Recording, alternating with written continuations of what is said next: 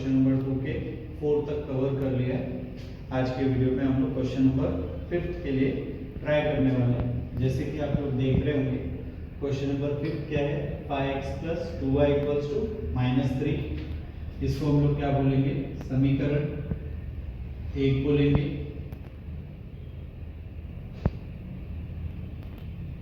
दूसरा समीकरण है हमारे पास x + 5y = 4।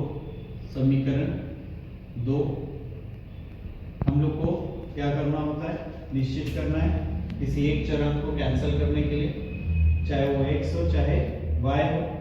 तो यहाँ पर हमको अगर y लेते हैं तो 2 बार गुणा करना पड़ेगा, और अगर हम x लेते हैं तो हमको केवल एक बार गुणा करना है।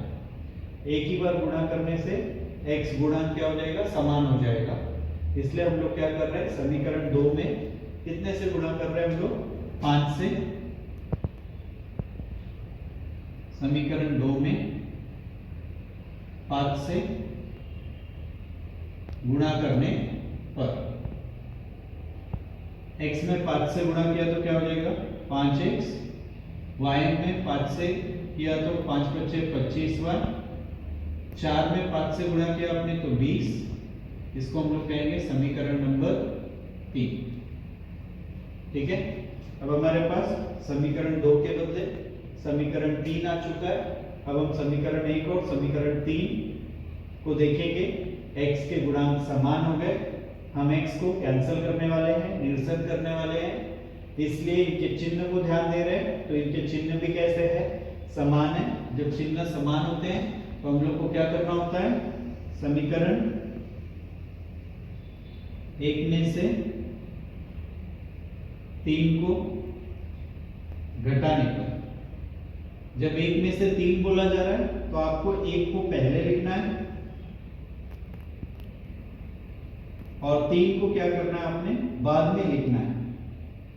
अगर आप बोलेंगे 3 में से तो आपको 3 को पहले लिखना होगा और 1 को बाद में लिखना होगा। घटाते समय हम लोग चिन्ह बदलते हैं, इसलिए यहाँ आपको एक लाइन का स्पेस रखना है। ये प्लस है तो क्या हो जाएगा, माइनस। ये प्लस है तो क्या हो जाएगा, माइनस।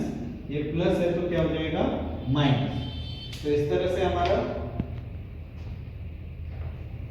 5x प्लस और 5x माइनस आपस में कैंसिल हो गया। इन दोनों में बड़ा कौन है, 25। 25 बड़ा है, उसका चिन्ह माइनस है तो माइनस आएगा। 25 में से 2 जाएगा तो 23y। और दोनों में बड़ा कौन है, 20 है। छोटा कौन है, 3 है, लेकिन दोनों माइनस में है तो दोनों जोड़ेंगे, लेकिन चिन्ह जोड़ते समय क्या होता है, माइनस चिन्ह है तो माइनस ही रहता है और ये जुड़ जाएगा, क्या हो जाएगा, 23। अब 23 और y के बीच में कौन सा चिन्ह है, गुणे का। पक्षांतर करेंगे तो गुणा जो होता है वो किसमें चला जाएगा, आपका बाद में। 23 से 23 कट जाएगा, y बराबर क्या हो जाएगा, 1। माइनस से माइनस भी यहाँ पर आपस में कैंसिल हो गया, इसलिए ये प्लस लिखा जाएगा। y का मान मिलने के बाद हम लोग को x का मान निकालना है। उसके लिए हम लोग क्या करेंगे, चाहे तो समीकरण 1 में रखो, 2 में रखो, जो हमको सरल लगे। तो हम लोग समीकरण 2 में y का मान रखने पर क्या हो जाएगा, समीकरण 2 में y का मान रखेंगे तो x 5, y की जगह क्या लिखना है, आपने 1 लिखना है। हमको y बराबर 1 मिला हुआ है, बराबर कितना है, 4। 5 एकम 5 बराबर 4। 5 को उस तरफ पक्षांतर करेंगे, 4 - 5 माइनस क्या हो जाएगा, 1।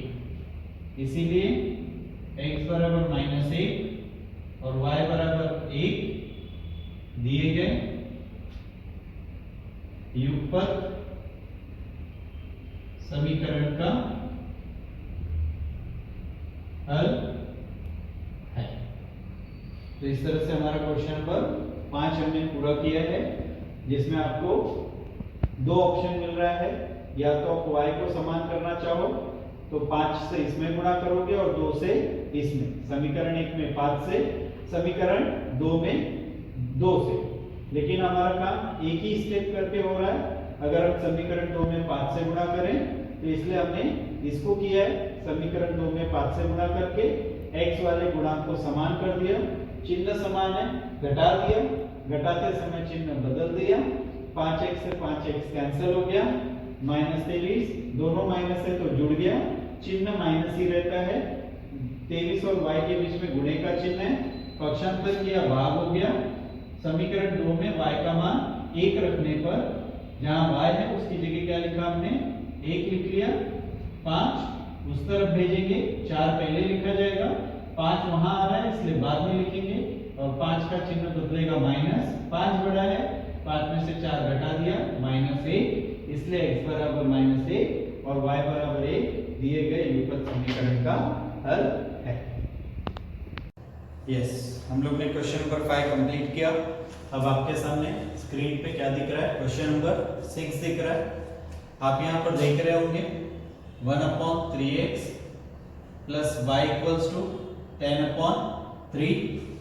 यहाँ आपको याद दिलाने की जरूरत है कि आपका 2 चरांक वाला रेखीय समीकरण का सामान्य रूप कैसा होता है।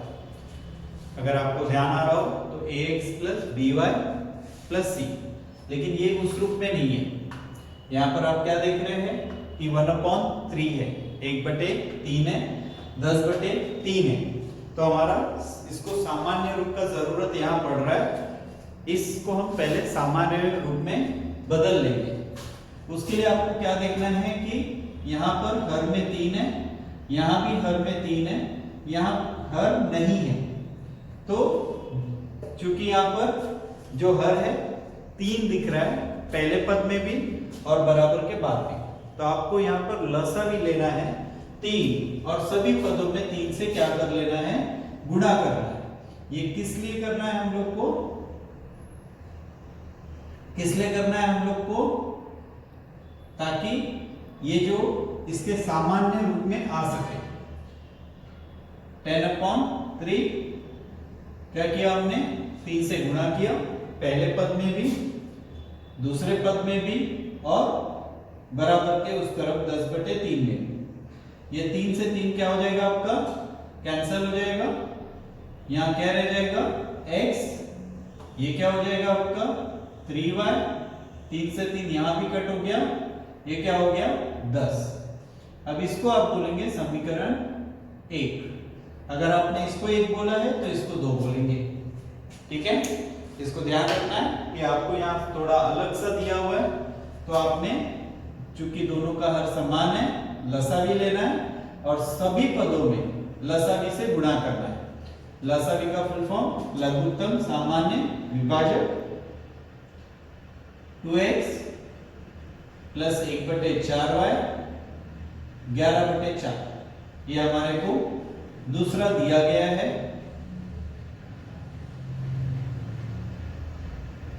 इसी प्रकार से हमारा पहला वाला था, उसके बगल में भी हम नंबर 1 नहीं डाल रहे हैं तो हम उसको लिख सकते हैं, दिया गया।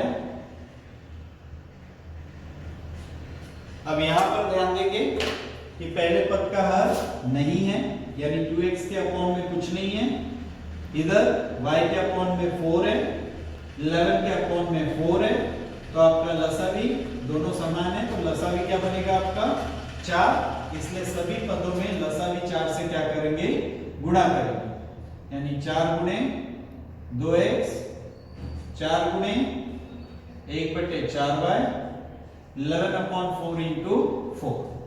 आपके जानकारी के लिए यहां हम लोग लिख लेते हैं, लसावी 4 से गुणा करने पर, लसावी 4 से गुणा करने पर। इसी तरह से ऊपर वाले में, पहले वाले में भी हम, अगर आपकी ज्यादा जानकारी के लिए, लसावी 3 से गुणा करने पर, अब ये 4 दूनी क्या हो जाएगा आपका 8x, 4 से 4 कट गया, y 4 से 4 कट गया 11, ये हो गया आपका समीकरण 2। तो इस क्वेश्चन में आपका ये काम बढ़ गया है आपको इसको सामान्य रूप में लेके आना पड़ा है। तो ये होने के बाद हम देखेंगे कि यह समीकरण 1 और समीकरण 2 हो गए। याद रखो ये हमको एक्स्ट्रा काम करना पड़ा इनको इनके सामान्य रूप में लाने के लिए। अब जब ये सामान्य रूप में आ गए हैं तो किसी एक को हमको समान करना पड़ेगा। अब यहाँ पर अगर x को समान करने गए तो ये 8 बड़ा नंबर है, नंबर्स बढ़ेंगे तो हमें ये छोटा नंबर 3 दिख रहा है, 3 से करते हैं। ठीक है, आप चाहो तो समीकरण 1 में 8 से कर सकते हो, मैं समीकरण 2 में 3 से गुणा कर रहा हूं। समीकरण 2 में 3 से गुणा करने पर ये क्यों कर रहे हैं आपको पता है, ताकि उनका y गुणांक क्या हो जाए, समान हो जाए। पहले वाले का y गुणांक 3 है, दूसरे वाले में y गुणांक 1 है, 3 से गुणा कर रहे हैं हम लोग, तो 3 से जब गुणा करेंगे तो क्या हो जाएगा, समीकरण 2 में 3 × 24x, 3 से y में गुणा कर रहे हैं 3y, 3 से 11 में कर रहे हैं 33, इसको बोलेंगे हम लोग समीकरण 3। अब समीकरण 1 और 3 में क्या हो गया है, y के गुणांक क्या हो गए, समान हो गए, तो हम लोग 1 में से 3 को घटाएं या 3 में से 1 को घटाएं। अब यहां पर मैं आपको समीकरण 3 में से 1 को घटाने पर, चूंकि 3 के नंबर बड़े दिख रहे हैं इसलिए मैं 3 में से 1 को घटा रहा हूं, तो ध्यान रखना है 3 को पहले लिखेंगे और समीकरण 1 को इसके बाद लिखेंगे।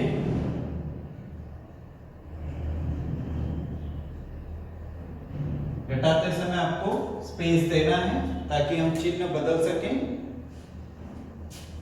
ये क्या हो गया, माइनस, ये प्लस है तो क्या हो जाएगा माइनस, 10 प्लस में तो क्या हो जाएगा माइनस।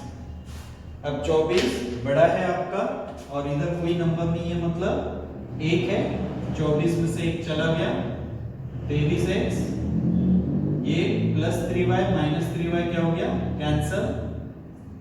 33 बड़ा है, 10 घटा देंगे कि माइनस हो चुका है, 23, दोनों के बीच में गुणे का चिन्ह है, 23 बटे 23 कैंसल हो जाएगा, x बराबर क्या हो जाएगा 1। तो यहां हमने y का निरसन कर दिया, तो हमको किसका मान मिल गया, x का। अब किसी भी समीकरण में x का मान रखेंगे। समीकरण 1 में x का मान रखने पर, x का मान क्या आया हुआ है, 1 प्लस 3y बराबर 10, 1 को उधर भेजना है, चिन्ह बदल जाएगा, 10 पहले लिखने का क्योंकि वो पहले से है, 1 आ रहा है इसलिए उसको बाद में लिखना, 10 में से 1 गया 9, y बराबर 9 अपॉन क्या हो गया 3, 3 और y के बीच में कौन सा चिन्ह है, गुणे का, y बराबर क्या हो जाएगा आपका 3। तो आपको x बराबर क्या मिला यहाँ पर 1 और y बराबर क्या मिला आपका 3, इसलिए x बराबर 1 और y बराबर 3 दिए गए युगपत समीकरण का हल